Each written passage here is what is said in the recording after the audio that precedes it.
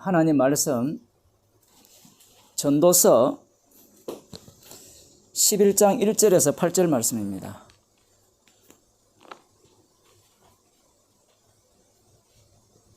전도서 11장 1절에서 8절 말씀 같이 읽도록 하겠습니다. 구약성경 956쪽입니다. 너는 내 식물을 물 위에 던지라. 여러 날 후에 도로 찾으리라. 7에게나 8에게 나눠줄지어다. 무슨 재앙이 땅에 임할는지 네가 알지 못함이니라. 구름에 비가 가득하면 땅에 쏟아지며 나무가 남으로나 북으로나 쓰러지면 그 쓰러진 곳에 그냥 있으리라. 풍세를 살펴보는 자는 파종하지 아니할 것이요 구름을 바라보는 자는 거두지 아니하리라. 바람의 길이 어떠함과 아이 벤 자의 태에서 뼈가 어떻게 자라는 것을 네가 알지 못한 같이 만사를 성취하시는 하나님의 일을 네가 알지 못하느니라. 너는 아침에 씨를 뿌리고 저녁에도 손을 거두지 말라. 이것이 잘 될런지 저것이 잘 될런지 혹 둘이 다 잘 될런지 알지 못함이니라. 빛은 실로 아름다운 것이라. 눈으로 해를 보는 것이 즐거운 일이로다. 사람이 여러 해를 살면 항상 즐거워할지로다. 그러나 캄캄한 날이 많으리니 그날을 생각할지로다. 장래일은 다 헛되도다. 아멘. 기도하시겠습니다. 장래일을 헛되다라고 주께서 말씀하셨습니다. 인생들이 꿈꾸는 미래가 알지 못하는 미래요. 내일 일도 알지 못하기에 내일 일을 계획하고 근심하고 걱정하는 모든 일들이 헛되다라고 주께서 말씀하셨습니다. 순간순간 하루하루를 십자가이신 주님께서 십자가에서 다 이루신 일을 온 세상에 펼쳐나가고 계심을 온몸으로 경험하는 자들이 주의 백성임을 주께서 알려주심을 감사드립니다. 주께서 닥치게 하고 만나는 일들 가운데 십자가에서 다 이루신 그 놀라운 일들을 목격하게 하옵소서. 예수님 이름으로 기도드리옵나이다. 아멘.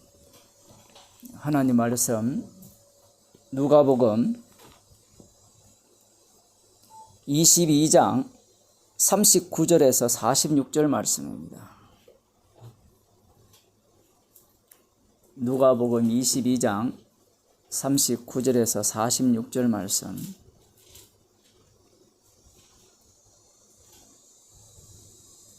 제가 읽어드리겠습니다.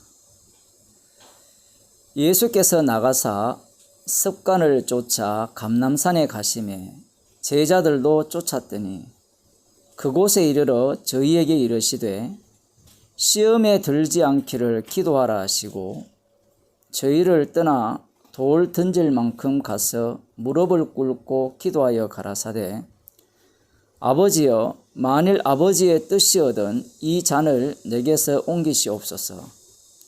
그러나 내 원대로 마옵시고 아버지의 원대로 되기를 원하나이다 하시니 사자가 하늘로부터 예수께 나타나 힘을 돕더라. 예수께서 힘쓰고 예서 더욱 간절히 기도하시니 땀이 땅에 떨어지는 핏방울 같이 되더라. 기도 후에 일어나 제자들에게 가서 슬픔을 인하여 잠든 것을 보시고 이르시되 어찌하여 자느냐 시험에 들지 않게 일어나 기도하라 하시니라. 아멘. 성경 한 구절 더 보겠습니다. 누가복음 11장입니다. 누가복음 11장 1절을 보게 되면 예수님께서 기도하신 이후에 제자들로부터 질문받는 장면이 나옵니다. 예수께서 한 곳에서 기도하시고 마치심에 제자 중 하나가 여짜오되 주여 요한이 자기 제자들에게 기도를 가르친 것과 같이 우리에게도 가르쳐 주옵소서. 예수님께서 한 곳에서 기도하셨습니다. 예수님은 제자들과 함께 동행하시면서 항상 기도하셨다는 사실을 우리들이 성경을 통해서 확인할 수 있습니다. 오늘 본문에도 보게 되면 습관을 따라 이 감람산, 다른 마태복음인가 거기에는 겟세마네의 동산이라고 나오죠. 올리브 나무가 많았던 모양입니다. 그리고 겟세마네는 그 올리브유를 짜는 곳, 이렇게 해서 구체적인 지명을 언급해 놨는데, 예수님께서 습관을 따라 그곳에 가셨다라고 할 때 놀러 간 거 아니에요. 제자들과 함께 쉬기 위해서 가신 것도 아니고 평소 하시던 대로 기도하셨고,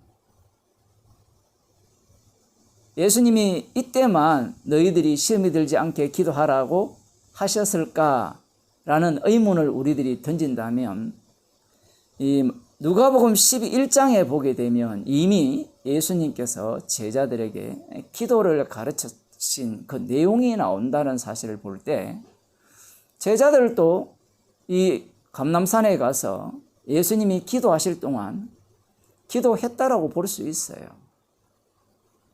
물론 오늘 본문에서는 슬픔에 잠겨 피곤하든지 어쨌든 기도할 여건이 전혀 마련되지 않았지만, 평상시 같으면 얼마든지 기도할 수 있는 환경과 여건이 되었다라는 사실을 우리들이 짐작할 수 있습니다. 예수님께서 한 곳에서 기도하시고 이렇게 오시니까 제자들이 그걸 같이 있었으니까 궁금할 거 아니에요. 궁금한데 예수님이 뭘 기도했는가가 궁금할 거 아니에요.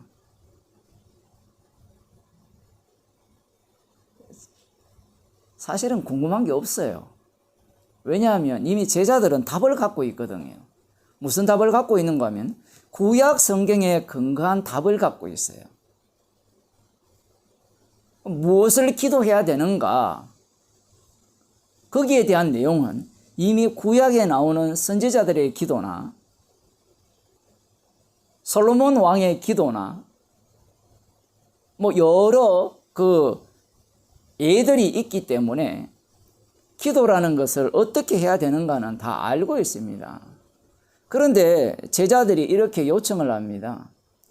요한이 자기 제자들에게 기도를 가르친 것 같이 우리에게도 가르쳐 주옵소서라고 하죠. 그래서 가르쳐 주신 것이 굉장히 유명한 주님이 가르치신 기도, 주기도문. 우리도 예배 마칠 때 주기도문 하잖아요. 그걸 가르쳐 주셨는데, 제자들이 왜 요한이 제자들에게 가르친 것처럼 우리에게도 기도를 가르쳐 달라고 요청했는가? 이게 굉장히 중요합니다. 세례 요한이 제자들에게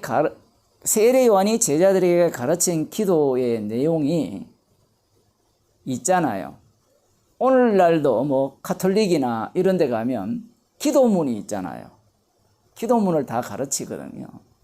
그럼 세례 요한이 가르친 그 기도의 내용을 한다는 것은 그들이 누구의 제자라는 것이 드러나는가 하면 세례 요한의 제자라는 거예요. 세례 요한의 제자.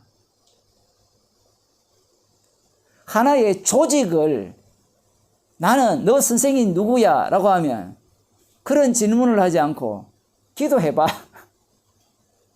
같이 모여서 기도를 하면 이 사람이라는 것은 항상 이 스승을 닮게 되어 있거든요.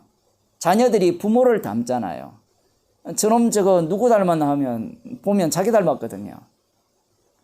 뭐 가정만 그런 게 아니고 교회도 마찬가지예요. 대부분 이 성도들을 보면 그 목사를 많이 닮아요. 오랫동안 목회를 한 경우에. 누구를 닮게 되는데 지금 세례 요한이 자기의 제자들에게 기도를 가르친 것은 그 당시에 습관이라고 볼 수 있습니다. 분위기라고도 볼 수 있죠. 그래서 이 제자들이 우리들에게 기도를 가르쳐 달라라고 요청한 것은 우리도 한 조직 만듭시다라는 의미가 강해요. 예수님이 이 메시아로 오셨으니까, 하나님 나라를 만드시기 위해서 오셨으니까 예수님이 가르친 그 기도를 많은 사람들이 한다면 우리의 세가 더욱더 커지지 않겠느냐, 그런 생각을 갖고 기도를 가르쳐 달라고 하는 거예요.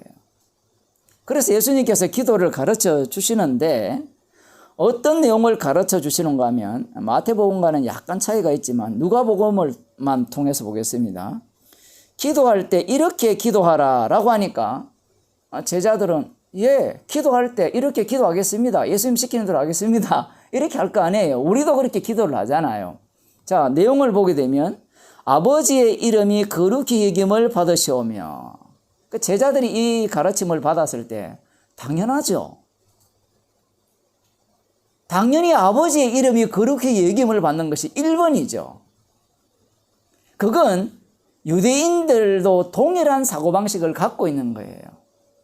아버지의 이름이 거룩히 여김을 받는 것은 당연한 겁니다. 내가 여호와임을 알게 하기 위해서 하나님께서 역사 속에서 사건을 펼쳐내셨잖아요. 내가 여호와인 줄 알게 하기 위해서 10가지 재앙도 내리시고 이스라엘을 애굽에서 탈출시켰거든요. 이스라엘을 인도하여서 그들에게 재앙도 내리고 그들에게 심지어 바벨론 포로까지 잡혀가게 하신 이유도 무엇이냐라고 할 때는 여호와임을 알게 하기 위해서 그렇다라는 거예요. 그러니 여호와의 이름이 거룩히 여김을 받는다, 특별한 대우를 받는다는 거예요. 구별된 이름. 그건 당연하죠. 예수님 가르친 게 별거 없네요. 별게 없다라는 말은 제 표현이고요. 제자들 입장에서는 당연한 거예요. 그러면 이런 당연함이 세례 요한이라고 당연하지 않을까요? 당연합니다. 기도의 내용은 다 다르더라도 최종 목적은 여호와의 이름이 거룩히 여김을 받는 거예요. 왜 기도하라고 했습니까? 열왕기상 8장에 보면 기도하는 목적이 뭐예요? 우리가 죄를 범하였을 때 성전을 향해서, 주의 이름이 계신 성전을 향해서 기도하면, 달리 말하면 죄를 회개하면 하나님이 하늘에서 들으시고 우리의 죄를 용서하시고 포로에서 돌아오게 하시고 기근과 홍수와 그런 상태에서, 전쟁의 상태에서 여호와 하나님께서 구원해 주신다는 것이 기도하는 내용이고, 그러면 그 구원의 궁극적 목적은 뭐냐라고 할 때는 여호와의 이름, 주의 이름을 드러내는 것이라고 열왕기상 8장에 나와 있거든요. 예수님이 가르치신 기도가 뭔가 특별한 게 아니에요. 그 다음 두 번째 보게 되면 나라에 임하옵시며, 이건 당연히 나라가 속히 임해달라고 기도하는 것은 당시 유대인들이 다 하는 기도예요. 그 제자들은 당연하죠. 야, 정말 예수님은 대단합니다. 엑기스만 말씀하시는 거예요. 엑기스. 제가 설교하다 보면, 말씀을 전하다 보면 항상 사람들이 뭘 요청하는가 하면, 아니 요점이 뭡니까? 핵심이 뭡니까? 이걸 자꾸 요청을 해요. 핵심 알아서 뭐 하시려고 그러느냐 이거예요. 지금 예수님이 핵심을 알려주거든요. 알려주니까 제자들이 핵심을 알아서 뭐 해요? 핵심을 아니까, 맞아, 내가 예수님을 따르는 이유, 내가 예수님에 대해서 갖고 있는 그 기대감이 틀리지 않다라는 것을 확인하는 거예요. 달리 말하면 예수님을 자기 소유로 삼아버리는 겁니다. 저한테 핵심을 물으신다면 주님께 물으세요. 왜 이 성경을 이렇게 두껍게 이렇게 기록했어요? 차라리 다 날려버리고 십자가 이렇게 하나 해버리지.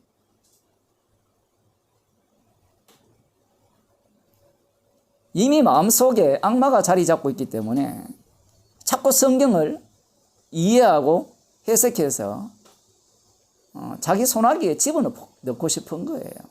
하나님도 자기가 생각하는 하나님이 되어야 되고 예수님도 자기가 생각하는 예수님이 되어야 되는 겁니다.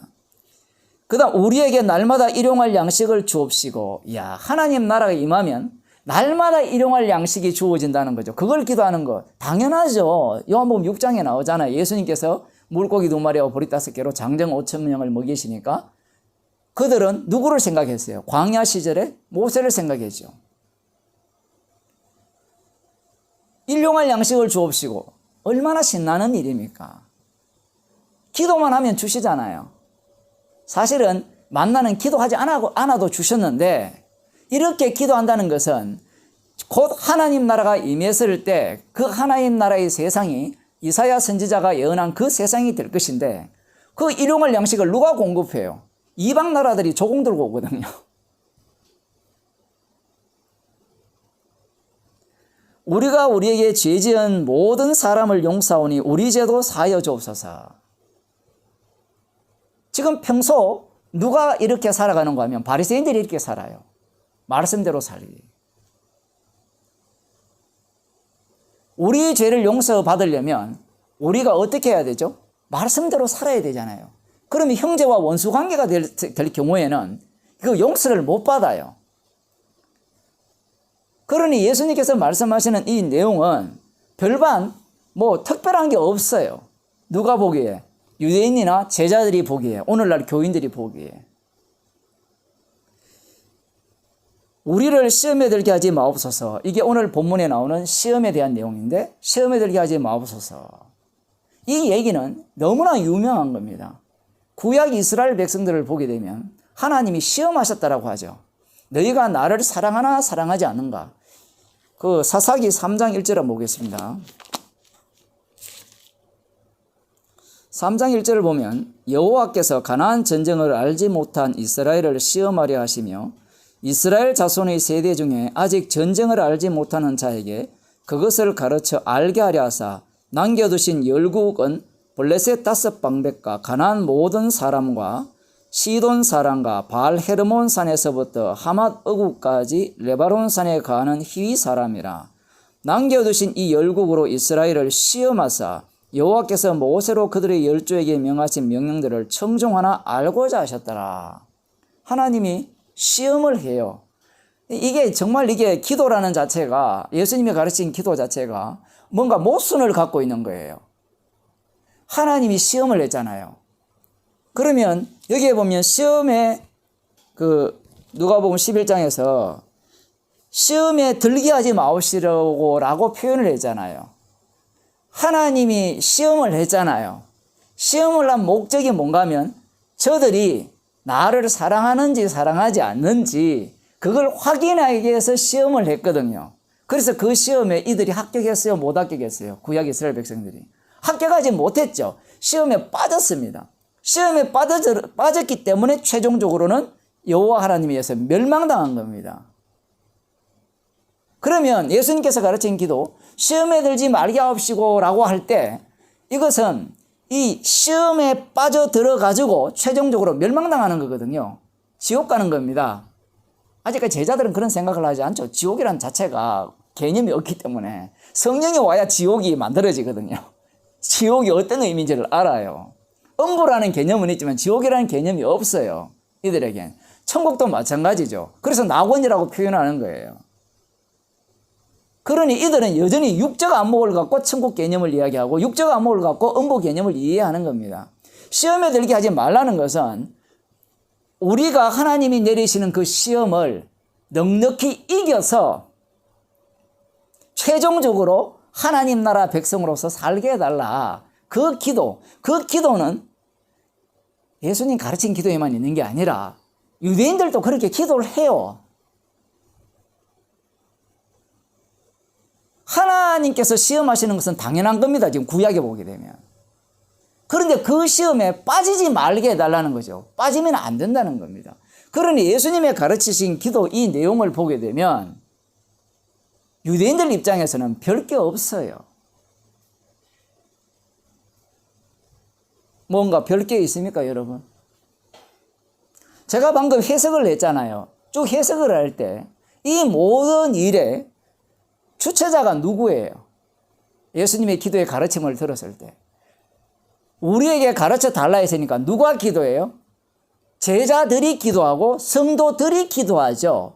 그러면 이 말씀의 기도를 여호와의 이름이 거룩히 아버지의 이름이 거룩히 여김을 받게 해달라고 할 때 내가 기도했으니까 이름을 거룩히 여김을 받게 하는 당사자가 누구예요? 내가 되는 거예요, 지금. 나라가 임하면 누가 좋아요?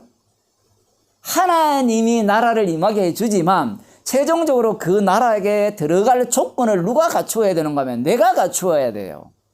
그러니 내가 이미 다 갖추어져 있기 때문에 예수님을 따르고 있기 때문에 하나님 나라가 속히 임하는 것이 누구에게 좋다? 나에게 좋다라는 겁니다. 정광훈 목사가 재판하다가 증인에게 예수 재림을 믿어요 라고 물었대요. 예수 재림이 뭔지도 모르면서. 성경에 있는 요소를 다 끄집어내가 자기는 믿는다는 거예요. 너는 안 믿지. 나는 믿으니까 코로나 걸려도 돼. 자가격리 안 해도 돼. 되게 믿음 있는 것 같잖아요.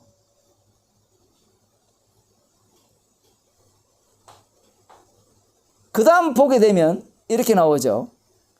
날마다 일용할 양식을 주옵시고. 누구와 좋아요? 누가? 예? 날마다 일용할 양식을 주시면 누가 좋아요? 내가 좋죠.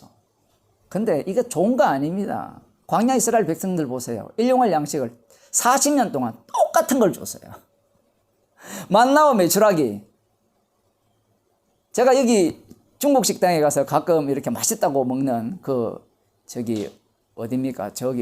란조 쪽에 그 소고기 면이 있는데 몇 번 가보니까 맛이 없어요. 맛이 없다고 하니까 우리 딸이 자주 먹으면 맛이 없대요. 그게 생물학적으로. 공부 좀 했다는 거죠. 맛이 없습니다. 40년 동안 같이 먹으면 같은 걸 먹어보세요. 왜냐하면 이건 내가 만든 게 아니거든요. 제가 그래서 그런 이야기 했어요. 그러면 엄마 밥은 맛있는데 아무리 먹어도 이러니까 그건 다르대요. 지금 만나 메추라기는 누가 줘요? 자기가 만든 게 아니에요. 엄마가 만든 게 아니에요. 아빠가 만든 게 아니고 하나님이 주시는 거예요. 그러니 짜증내는 겁니다. 어쨌든 일용할 양식을 달라고 기도하는 것 자체가 누구 좋아라고? 나 살려달라는 거죠. 만나 메추라기 왜 주어졌어요? 원망했잖아요. 애굽에 있을 때 고기 내가 먹을 주 재료는 아니지만 어쨌든 내가 요리하다가 찌끄레기 남는 거 내가 먹을 수 있는 그때가 좋았다라고 원망을 할 때 하나님이 주신 음식물이잖아요. 그 다음 보게 되면 우리가 우리에게 모든 사람을 용서하오니 우리 죄도 사하여 주옵소서. 죄가 용서받아야 어디로 들어갈 수 있습니까? 천국으로 들어갈 수 있거든요. 하나님 나라에 들어갈 수 있거든요. 여기에도 보면 우리가 우리에게 뭐라고 합니까? 죄 지은 모든 사람을 용서한다라고 하죠. 우리가 우리에게 죄 지은 사람을 용서하오니 용서해달라고 하죠. 사실 이 주기도문 해석을 할 때 여러분이 주기도문 해석을 많이 보셨을 줄로 압니다. 이 구절이 가장 난의 구절이에요. 왜냐하면 다른 쪽은 술술 풀 수가 있어요. 왜냐하면 주인공이 주님 쪽에서 들어가서 예수님이 이렇게 했다라고 하는데 여기에서는 우리가 우리에게 죄 지은 자를 사하여 준 것 같이 우리 죄를 사해달라. 이거 마태복음 그렇게 되어 있거든요. 그런 식으로 되어 있으니까 조건절이 걸리죠. 죄 용서받는 조건이. 그래서 이 구절을 거꾸로 해석하는 사람이 있어요. 주님의 용서를 받았으니까 죄 지은 자를 사하여 주니까 용서받는다. 이렇게 해석을 하려고 해요. 예수님이 그걸 다 알아요. 다 알기 때문에 지금 여기에서 이렇게 말씀하시는 거예요. 예수님이 그거 하나 모르고 이 인간들의 이 난의 구절이는 그것도 모르고 우리에게 가르쳤을까요? 지금 예수님의 말씀은 근본적으로 무엇을 말씀하시는가 하면 이 세상 자체가 무엇이다? 어두움이다라는 겁니다. 너희들이 악마에게 속했다라는 것을 예수님이 지금 지적하고 있는 거예요. 지적한다니까 이해가 안 되죠. 여러분 누가복음은 성령 받은 누가에 의해서 서해졌어요. 성령이 오시면 뭘 하십니까? 책망을 하죠. 그럼 이 말씀도 책망하는 말씀이에요. 책망받지 않으려고 하고 말씀을 통해서 정답을 취해서 이 정답대로 살려고 하는 그 태도 자체가 악마적 사고방식이에요. 그래서 이 난의 구절을 예수님이 집어넣어 놓은 겁니다. 말씀대로 해석하면 조건절이 되죠. 십자가의 피로 구원받는데 내가 타인에게 나에게 죄를 지은 자를 용서해 주지 않는 이상은 죄가 용서 못 받는다 할 때는 은혜라는 자체가 이미 무용지물이 되잖아요.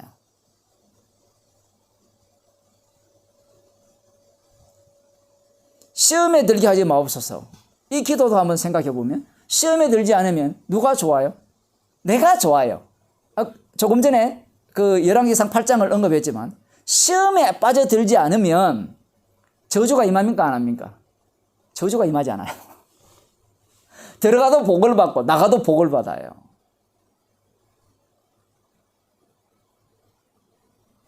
주기도문을 이 말씀대로 해석하면 결국은 누가 좋은가 하면 자기가 좋은 거예요. 그런데 여기에 여러분 자기 죽음이 있습니까? 이 주기도문 가르침 속에 자기 부인이 있느냐 이 얘기예요. 제자들은 가르쳐 달라고 하는 목적 자체가 살기 위해서 자기의 조직을 견고케 하기 위해서 말씀을 제대로 가르쳐 달라는 거죠. 이 복음도 마찬가지예요. 복음을 제대로 알기를 간절히 원하는데 간절히 원하는 목적이 뭐예요? 죽기 위해서입니까? 안 그러면 살기 위해서입니까?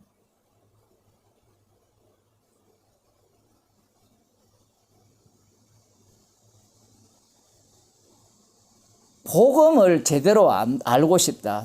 하나님의 뜻을 제대로 알고 싶다. 라는 목적 자체가 악마적 발상입니다. 그래서 주님께서는 성령으로 복음 안으로 끌어당기는 거예요. 성령께서 복음을 알게 해버리면 죽어도 좋다가 되죠. 주기도문 해석 자체가 완전 정반대로 돼요.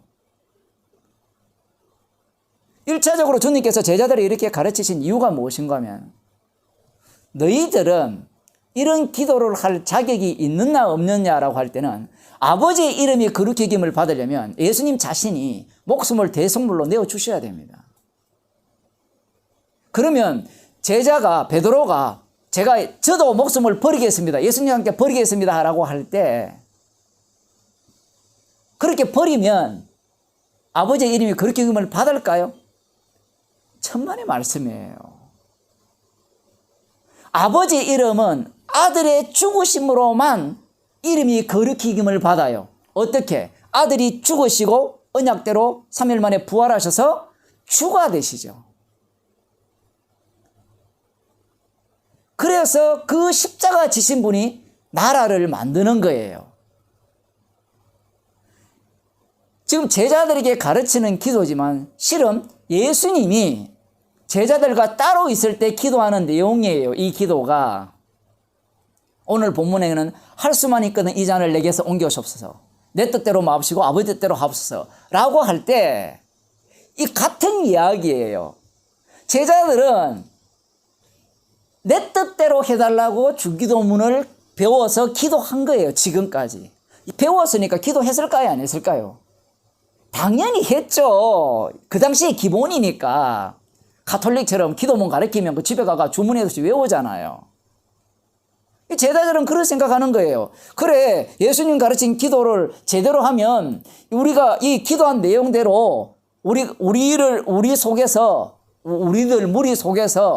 왕이 생기고 왕이 만들어지고 이 뜻이 이루어질 거다라고 생각하는 거예요. 아마 어떤 집단은 그런 게 있을 거예요. 주기도문을 10,000번 외우면 주님께서 기도를 응답해 주실 거라. 그런 집단은 없다고요? 일천번제는 있잖아요. 그럼 일천번제는 있는데 왜 주기도문은 없느냐? 일천번제는 돈이 되거든요. 주기도문 10,000번에 오면 여러분의 소원이 이루어집니다. 이런 얘기를 용감하게 하는 사람도 있을 거예요, 아마. 뭐 절간에 가서 뭡니까? 108번 뭡니까? 예? 108배입니까? 뭐 하잖아요. 108배만 합니까? 1080배도 하지. 병이 났고 애가 대학을 입학하고 자기가 원하는 대학에 입학하고 소원이 이루어진다는데 그거 하나 뭐 하겠어요? 무당 불러가지고 2천만 원, 3천만 원 주면서 구도 한번 못 하겠습니까? 주기도문을 그렇게 생각하는 거예요. 예수님이 가르친 기도를 우리가 제대로 하면 기도대로 우리 가운데 이루어질 것이다. 이런 생각을 이들이 갖고 있는 겁니다. 예수님께서 지금 제자들에게 이렇게 말씀하시면서 마지막에 시험에 들지 하지 마옵소서라고 이렇게 말씀하셨는데 이제 오늘 본문으로 들어가서 말씀을 조금 살펴보도록 하겠습니다. 39절에 보면 석관을 쫓아 감람산에 가시며 제자들도 쫓았더라. 그곳에 이르러 저희에게 이르시되 시험에 들지 않기를 기도하라. 이렇게 말씀하셨어요. 이 본문에 대한 추석이나 이 설교를 보게 되면 이 말씀을 예수님께서 시험에 들지 않게 기도하라 이 말씀은 제자들에게 하셨다는 거예요. 그래서 제자들이 예수님 시키는 대로 기도하지 않았기 때문에 시험에 들었다는 거예요. 그래서 여러분 시험에 들지 않게 기도해야 됩니다. 유대인들이 바리새인과 사두개인들이 이 기도 했을까요? 안 했을까요? 했죠, 당연히. 했는데 시험에 들었죠. 왜? 십자가라는 것이 무엇입니까? 시험에 든다는 것은 시험에 걸려 넘어져서 빠진다는 거거든요. 소경이 소경을 인도하면 구덩이에 빠진다라는 거거든요. 십자가라는 것이 걸림돌입니까? 디딤돌입니까? 걸림돌이죠. 걸림돌은 반드시 걸려 넘어져야 돼요.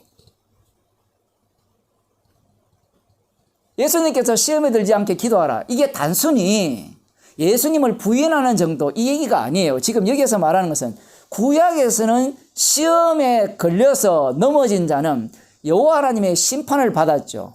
그런데 신약은 어떤 사태가 발생하는가 하면 시험에 걸려 넘어지면 지옥 갑니다.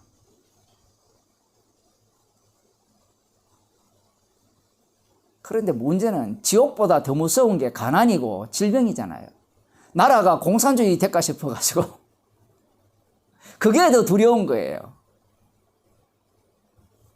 이러다가 경제가 망하면 어떡하냐.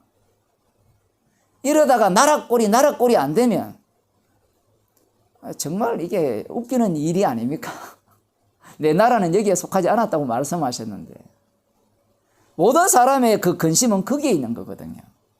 시험에 들지 않게 기도하라 라고 말씀하셨을 때 시험에 빠져버리면 결국은 지옥 가는 거예요. 그래서 예수님이 이 말씀을 하신 거예요. 그리고 난 뒤에 예수님께서 저희를 떠나 돌 던질 만큼 가서 무릎을 꿇고 기도합니다. 자, 여기서 두 가지 내용이 나오는데 돌 던질 만큼 가서 돌 던진다는 말은 제자들과 예수님과 거리가 있다는 거예요. 거리가 있지만 함께 할 수 있는 거리죠. 이 돌 던질 만큼을 다르게 표현하면 어제 바닷가에 가보니까 그 바다에 배를 이렇게 정박해 놨는데 이 말뚝을 뭐라고 하는지 모르겠어요. 거기에 이렇게 정박해 묶어 놨잖아요. 지금 돌 던질 만큼이라고 했을 때는 그 밧줄 길이만큼 예수님이 제자들과 떨어져서 기도한다는 거예요. 왜 지금 이런 표현을 여기에서 말씀을 하시는가? 그 이유는 제자들과의 분리와 제자들과의 동행을 동시에 말씀하시는 거예요.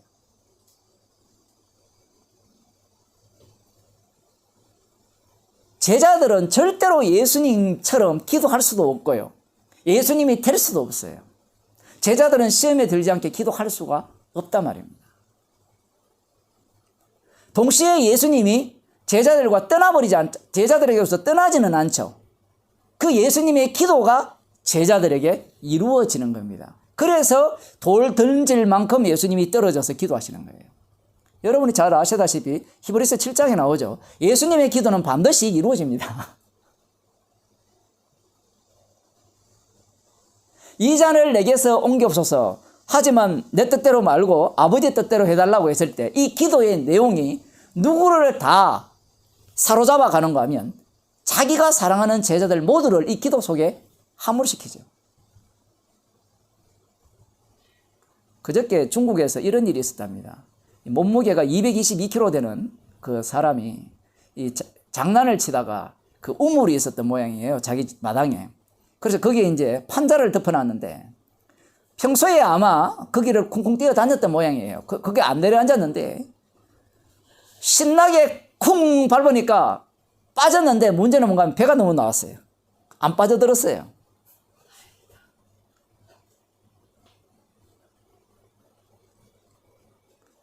빠져들어야 구원이라는 의미가 발생하는데 그 걸려서 구원이 되니까 뭐라 생각해요? 내가 평소에 잘 먹어서 뚱뚱했기 때문에 살았다 얘기하는 거예요. 지금 예수님께서 돌 던질 만큼 가서 예수님께서 따로 기도하시고 제자들은 기도 안 해요. 왜 기도 안 합니까? 결심이 약해서 그럴까요? 아닙니다. 기도할 여건을, 환경을 주님이 조성 안 했어요. 슬픔에 빠졌다 했잖아요.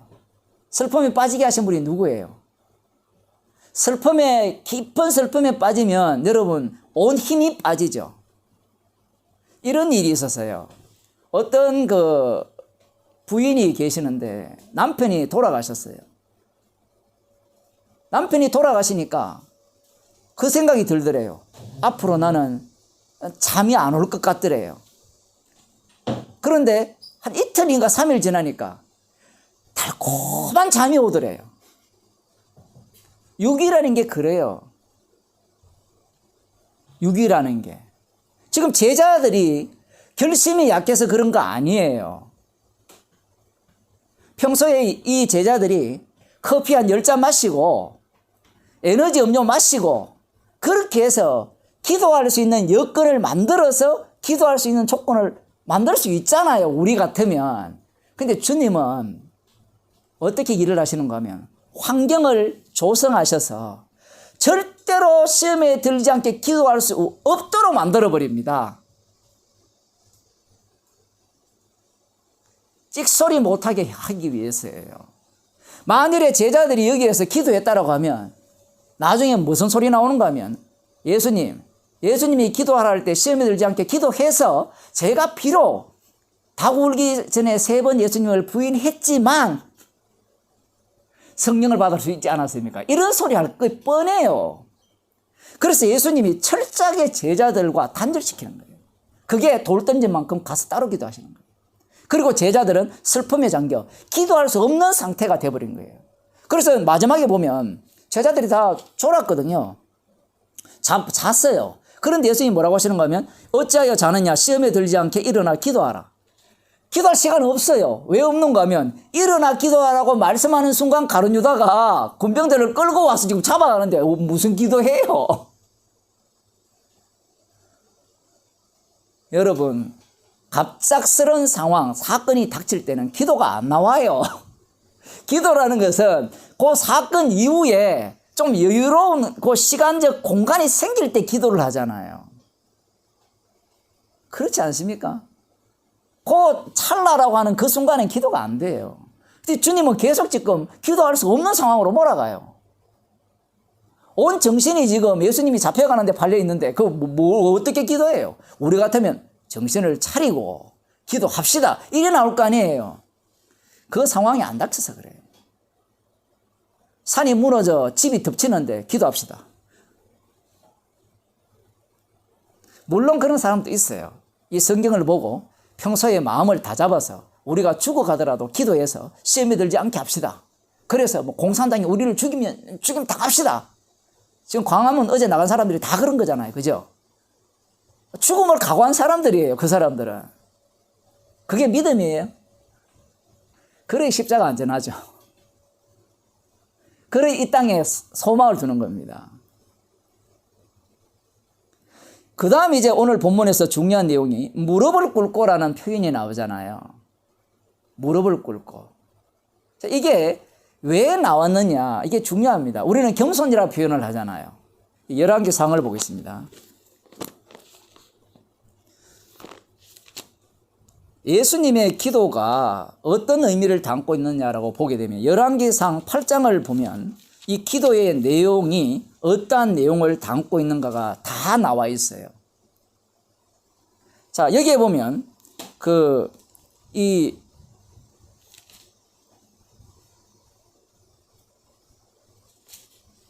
솔로몬 왕이 성전을 건축한 이후에 기도를 합니다. 기도를 하는데 어떻게 기도하는가 하면 무릎을 꿇고 기도를 해요. 예수님이 왜 이렇게 행동을, 구약에 했던 행동을 그대로 하시는가, 우리가 그걸 알아야 돼요. 이 사람들이 예수님을 믿을 때 복음을 아니까 내 몸이 뭔가 중요하지 않다라고 생각해요. 중요하지 않다라는 말의 의미는 어떤 내용을 담을 때 중요하지 않은가 하면 복음이 들어오게 되면 죽어도 좋다라는 말을 할 때 중요하지 않다라는 이야기가 되는 거예요. 그런데 어떤 사람들은 중요하지 않다라고 해버리니까 자기 몸을 함부로 막 다루어요. 이런 얘기를 왜 하는가 하면 지금 예수님께서 솔로몬이 무릎을 꿇고 기도를 했잖아요. 그 무릎을 꿇고 하심으로 말미암아 하나의 행동을 똑같이 했잖아요. 똑같이 함으로 말미암아 그 무릎을 꿇고 기도한 내용들, 솔로몬의 기도의 내용이, 그 기도가 누가 한 기도? 솔로몬이 누구예요? 다윗의 아들이죠. 예수님이 다윗의 자손으로, 다윗의 아들로 오셨잖아요. 그 아들의 기도가 지금 이루어지고 있다는 겁니다. 근데 그 이루어지는 방식이 어떤 방식이냐라고 할 때는 솔로몬 자기 죽었어요? 안 죽었어요? 안 죽었죠, 솔로몬은.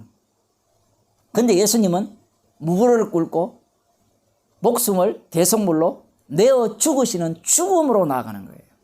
솔로몬의 기도를 보면 이런 기도를 합니다. 27절부터 조금 보겠어요. 하나님이 참으로 땅에 거하시리까 하늘과 하늘이라도 주를 용납치 못하겠거든. 하물며 내가 건축한 이 전이 오리이까. 그러나 나의 하나님 여호와여, 종의 기도와 간구를 돌아보시며 종이 오늘날 주의 앞에서 부르짖음과 비는 기도를 들으시옵소서.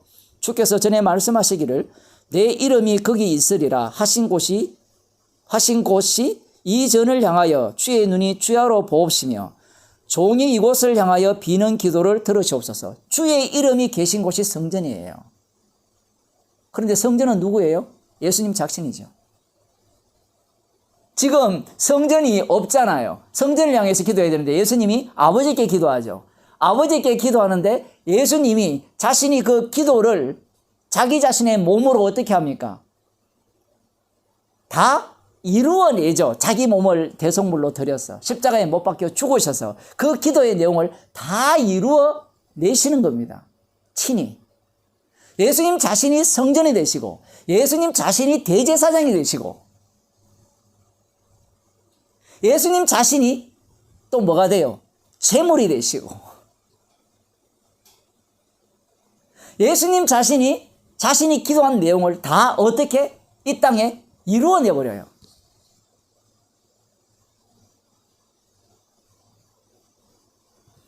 솔로몬은 지금 이름이 계신 곳을 향하여 기도할 때 무슨 기도를 하는가 하면 뒤에 보면 31절에 보면 만일 어떤 사람이 그 이웃에게 범죄함으로 맹세시킴을 받고 저가 와서 이 전에 있는 주의 단 앞에서 맹세하거든 주의 하늘에서 들으시고 행하시되 주의 종들을 국문하사 악한 자의 죄를 정하여 그 행위대로 그 머리에 돌리시고 의로운 자를 의롭다 하사 그 의로운 대로 갚으시옵소서.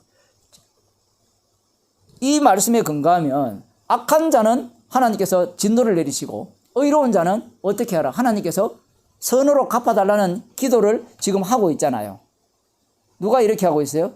솔로몬이 이렇게 하고 있는 상황이잖아요.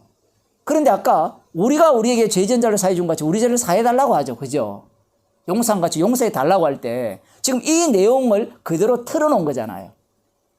남에게 죄를 지었을 때 용서받아야 주님이 어떻게 선으로 우리에게 갚으신다. 그 내용을 지금 담고 있는 겁니다. 그 다음 만일 주의 백성 이스라엘이 주께 범죄하여 적국 앞에 패하게 되므로 주께로 돌아와서 주의 이름을 인정하고 이전에서 주께 빌며 간구하거든 주는 하늘에서 들으시고 주의 백성 이스라엘의 죄를 사하시고 그 열조에게 주신 땅으로 돌아오게 하옵소서. 지금 현재 바벨론 포로에 있잖아요. 바벨론 포로 잡혔을 때 예수님께서 무릎을 꿇고 기도함으로 말미암아 바벨론 포로에서 해방된다라는 생각을 사람들은 갖고 있는 거예요. 표현을 하자면. 그런데 예수님께서 무릎을 꿇고 기도하신 내용은 바벨론 포로의 문제가 아니라 죄에서 어떻게 사망에서 생명으로 옮기는 거예요. 갑자기 역사적 세상에서 어디로 넘어가 버렸어요? 묵시적 세계로 넘어가 버렸어요. 지금 솔로몬이 기도하는 것은 철저하게 이 땅에서 기도하는 거예요. 그러니 예수님 당시의 유대인들, 제자들을 비롯하여 이들이 기도하는 모든 내용들은 이 땅에서 이루어질 것이라고 생각하는 겁니다. 땅은 불에 다 없어져요. 그리고 썩을 것으로 심고 썩지 않을 것으로 거두는 몸만이 가는 곳이 천국이에요.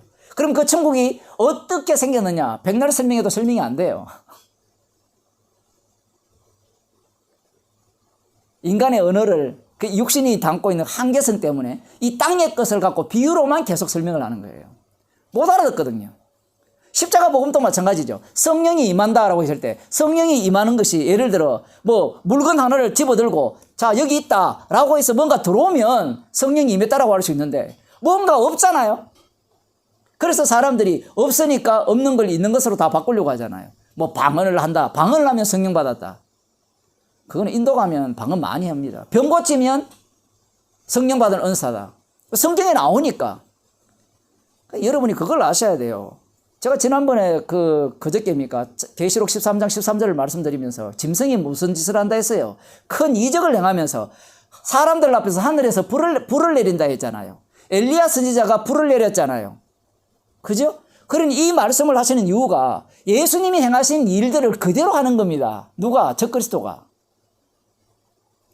그러면 예수님이 하신 일이 가짜입니까? 가짜가 아니에요. 가짜가 아닌데 무릎을 꿇고 똑같이 솔로몬처럼 기도하는데 예수님은 자기 목숨을 대성물로 내어놓았죠. 그런데 예수님이 죽는 그 죽음과 다른 사람이 죽는 죽음이 같습니까? 다릅니까? 일반 사람들이 볼 때는 동일한 죽음이에요. 그러나 예수님의 죽음은 동일한 죽음이 아니라 아버지와 아들과의 언약을 이루는 죽음입니다. 육의 사람들이 볼 때는 똑같은 거잖아요.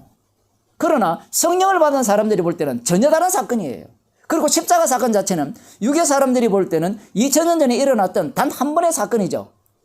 과거 역사일 뿐이에요. 그러나 성령의 사람들은 그 십자가 사건이 자기 몸 속에서 계속 반복되는 겁니다. 육의 사람들은 절대 이해할 수 없는 말씀을 예수님께서 지금 하고 계시는 거예요. 그래서 무릎을 꿇고 예수님께서 기도를 하시는 내용을 보면 만일 아버지의 뜻이거든 이 잔을 내게서 옮기시옵소서. 사람들이 궁금해합니다. 자, 예수님께서 죽기 위해 오셨다고 했는데 왜 이런 기도를 하느냐라고 할 때는 왜 이렇게 기도할까요? 흉내내기일까요? 아니에요. 예수님은 우리와 똑같은 몸을 갖고 오셨어요. 히브리서를 한번 보겠습니다. 히브리서 4장입니다.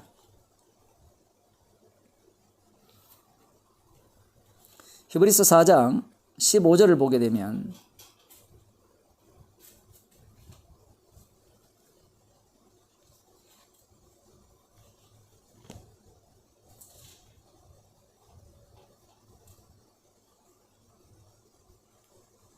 (14절부터) 그러므로 우리에게 큰 대제사장이 있으니 성천하신 자 곧 하나님의 아들 예수시라.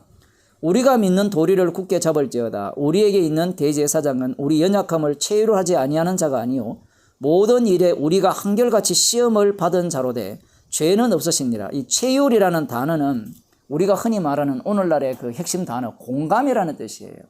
그 예수님께서 친히 이렇게 연약한 육신을 입고 오셔서 인간이 느끼는 그 감정 그대로를 느끼신 거예요. 근데 이게 연극이냐? 연극도 아니에요. 그럼 이걸 어떻게 설명할 거냐? 설명 못해요. 그래서 성경 자체가 우리가 따라갈 수 있는 논리로 따라가다가 비약을 해버립니다. 비약을 해버리니까 인간들은 그 비약한 사이를 계속해서 뭔가를 집어넣으려고 하는데 아무리 집어넣어도 못 집어넣어요. 못 채우게 돼 있어요. 이게 끝이에요. 이렇게 하기 위해서 예수님께서 지금 기도를 하신 겁니다. 그러면 이런 기도는 누구나 가는 기도잖아요. 이 잔을 내게서 옮겨옵소서. 스데반의 집사람도 마찬가지고 사도 바울도 마찬가지예요. 그러나 내 뜻대로 마시고 아버지 뜻대로 하옵소서라고도 누가 기도할 수 있어요? 스데반 집사도 기도할 수 있고 사도 바울도 할 수 있어요. 누구나 다 할 수 있는데 문제는 그들이 할 수 있느냐라고 할 때는 못해요. 왜? 언약의 상대자는 예수님뿐이기 때문에 그래요. 자, 그러면서 이제 뒷부분 보겠습니다. 자, 아버지의 원대로 되기를 원하나이다. 순종을 하죠. 그런데 뒤에 사자라는 말은 엔젤입니다. 천사예요. 천사가 하늘로부터 예수께 나타나 힘을 돕더라. 정말 이상하죠. 예수님이 하나님의 아들인데 천사가 와서 도울 일이 뭐가 있습니까? 그러나 누가복음은 천사로 시작해서 천사로 마치는데 마지막에는 천사가 남는 게 아니라 마지막에는 증인들만 남아요. 누가복음 이런 게 재밌는 거예요. 천사들은 싹 사라지죠. 사도행전은 천사들이 좀 나타나지만 이후에는 천사들이 싹 사라져 버립니다. 천사가 개입하는 이유가 뭔가 하면 아까 돌 던질 만큼 떨어졌다 했잖아요. 불립니다. 천사가 나타났다는 것은 이 예수님의 기도는, 예수님의 싸움은 육과 혈의 싸움이 아니라 공중 거세 잡은 자의 싸움임을 말씀하시기 위함입니다.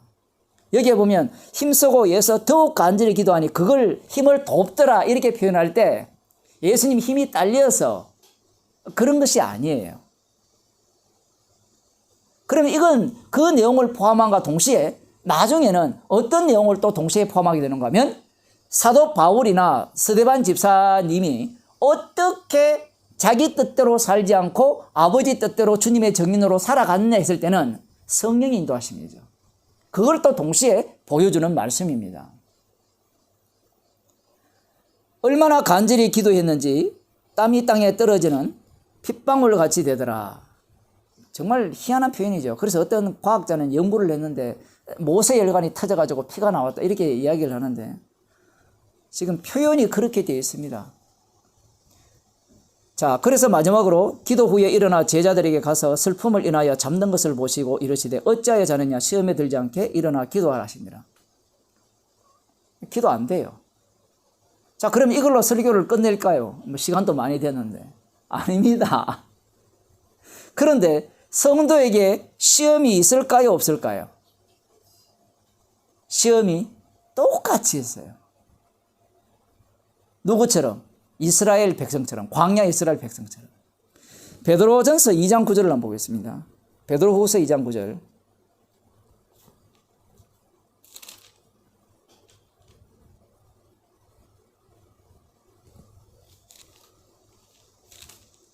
베드로전서 2장 9절을 보면 이런 말씀이 나옵니다.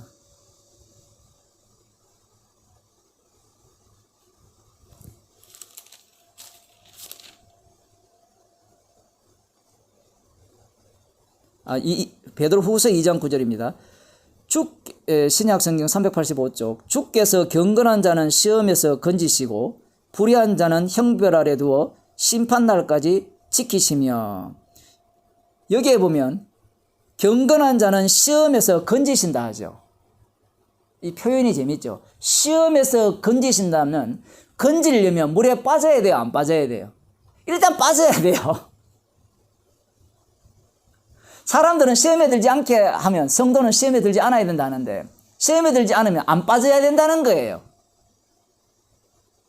안 빠지면 어떤 인간이 될까요? 완벽한 인간이 됩니다. 그런데 주님께서 시험에 들지 않게라고 할 때는 표현이 제자들이 시험에 들었죠. 예수님을 부정했잖아요. 그 시험에 들었다는 말은 악마의 자식이 되었다 이겁니다. 표현을 하면. 그 악마의 자손에서 예수님께서 어떻게 합니까? 기도로 자기 십자가로 구원해내죠. 지금 이 신약 성경에서도 이렇게 말씀하시는 거예요. 시험에서 건진다는 겁니다. 그러면 모든 성도는 어디로 들어가야 돼요? 시험 속으로 들어가야 돼요. 애들이 시험을 쳐봐야 실력이 나올 거 아닙니까? 야고보서 1장에 보면 2절에 보면 내 형제들아 너희가 여러 가지 시험을 만나거든 온전히 기쁘게 여기라. 이는 너희 믿음의 시련이 인내를 만들어내는 줄 너희가 알미라. 인내를 온전히 이루라. 이는 너희로 온전하고 구비하여 조금도 부족함이 없게 하려 함이라. 이 표현을 사람들은 어떻게 생각하는가 하면 시험을 어떻게 만나거든 온전히 기쁘게 여겨서 그 시험을 잘 치면 우리가 정말 괜찮은 인간이 된다 이렇게 이야기하잖아요. 그 얘기가 아니라 시험에 빠졌죠. 그럼 시험에 들지 않게 누가 했어요? 시험에 빠졌는데 거기에서 주님이 어떻게 건져냅니까? 자기 피로 건져내죠. 그러니 주께서 시험 속으로 몰아 넣어버리면 십자가 피만을 자랑하는 그러한 상태로 주님이 인도하신다는 거예요. 그게 온전하고 구비하여 조금도 부족함이 없는 모습이에요. 십자가가 밝히 보이는 모습.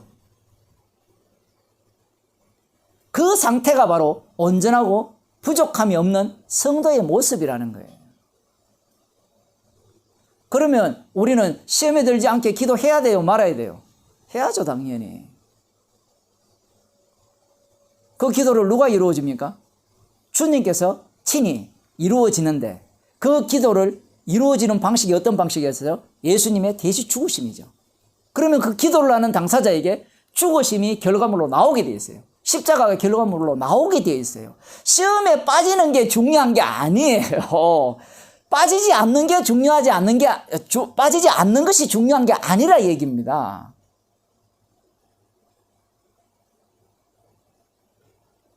주님은 지금 제자들에게 시험 들지 않게 기도해라 했으니까 우리는 시험에 들지 않으려고 기도하잖아요. 또 보세요. 자기 중심으로 왔잖아요. 주님이 어떻게 만들었대요? 또 환경을 시험 들도록 만들었어요. 그 속으로 몰아넣었습니다. 그 속에서 주님이 어떻게 건져내시는 거예요. 갈라디아 교회도 마찬가지고 골로새 교회도 마찬가지고 고린도 교회도 마찬가지고 누가 주도권을 갖고 있습니까? 계시록 3장에 보면 빌라델피아 교회도 마찬가지예요. 이 이야기하고 마칠게요. 조금 시간이 갔지만 계시록 3장입니다. 요한계시록 3장 9절입니다.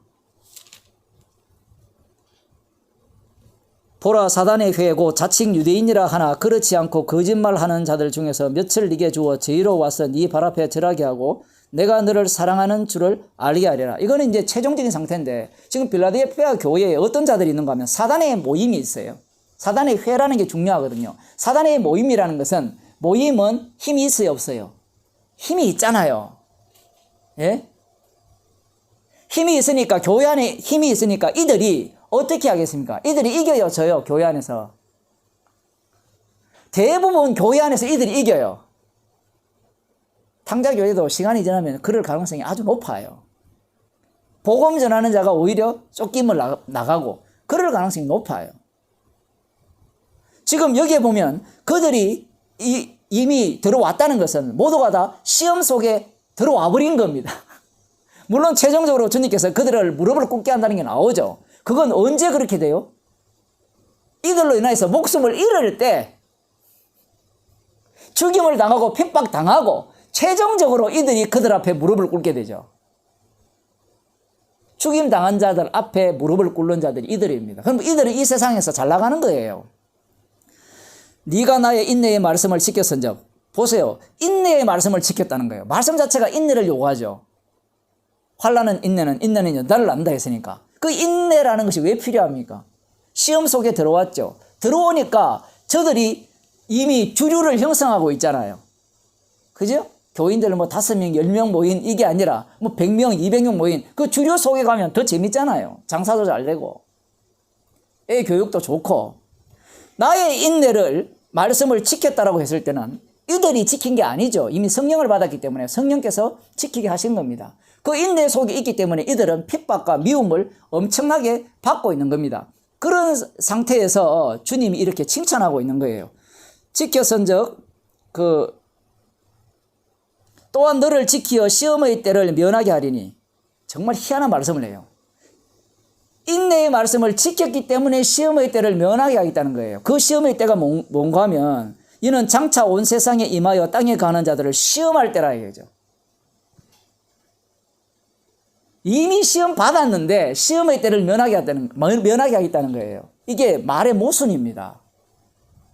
이미 시험 속에 들어가지고 주님이 건져줬거든요. 인내의 말씀을 지켰잖아요.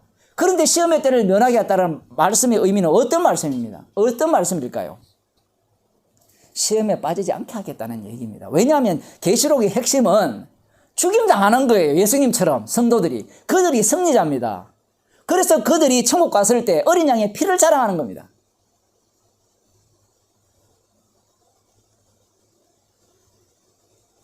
땅에 거하는 자를 시험할 때라.